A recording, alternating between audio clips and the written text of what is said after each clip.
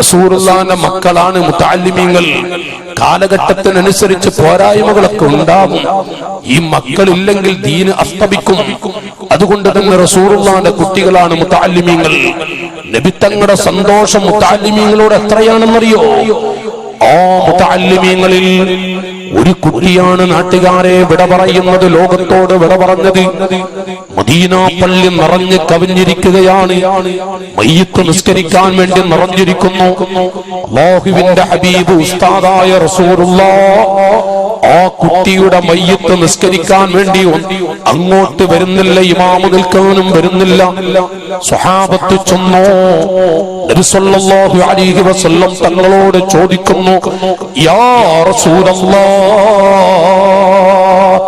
നബിയേ, അവിടുന്ന് പൊന്നുപോലെ വളർത്തിയ മക്കളിൽ ഒരു കുട്ടിയല്ലേ ആ മരിച്ചു കിടക്കുന്നത്, എന്തേ അങ്ങ് മയ്യിത്ത് നിസ്കരിക്കാൻ വേണ്ടി വരാത്തത്?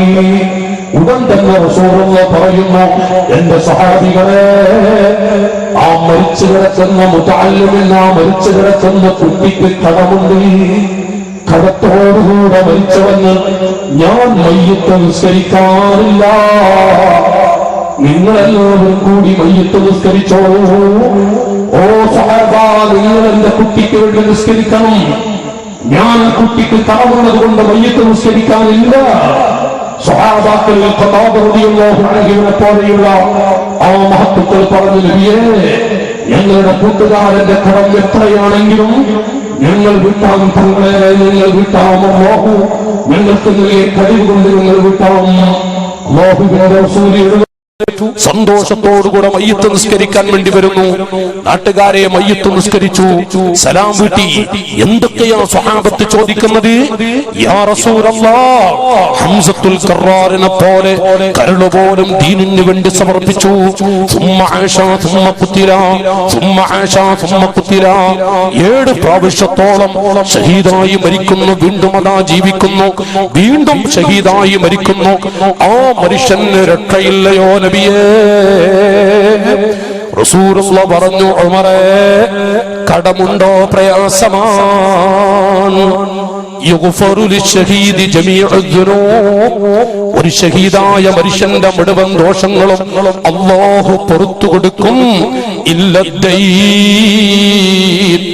കടമുണ്ട് എങ്കിൽ അല്ലാഹു പുറത്തു കൊടുക്കില്ല. കടമുണ്ട് എങ്കിൽ അല്ലാഹു അഫ്വ് ചെയ്യില്ല. ഒരു ഷഹീദായ മനുഷ്യന് പോലും കടമുണ്ട് എങ്കിൽ പുറത്തു കൊടുക്കില്ല. ഇന്ന അഅ്ലമ ദുനൂബി ഇൻദല്ലാഹി അയ്യമൂത റജുലൻ വഅലൈഹി ദൈനുൻ.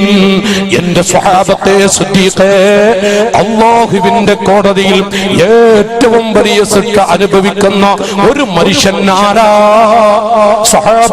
സ്വഹാബത്തിനോടാണ് ചോദിക്കുന്നത്. ഓ സിദ്ദീഖ്, ലോകത്തെ ഏറ്റവും വലിയ ശിക്ഷ അനുഭവിക്കുന്ന ഒരു വ്യക്തി ആരാണ്? ഇന്ന അഅ്ലമ ദുനൂബി ഇൻദല്ലാഹി അയ്യമൂത റജുലൻ വഅലൈഹി ദൈനുൻ. കടത്തോടുകൂടെ മരിക്കുന്ന മുസ്ലിമാൻ. അല്ലാഹു നമുക്ക് ആക്കുമാറാവട്ടെ.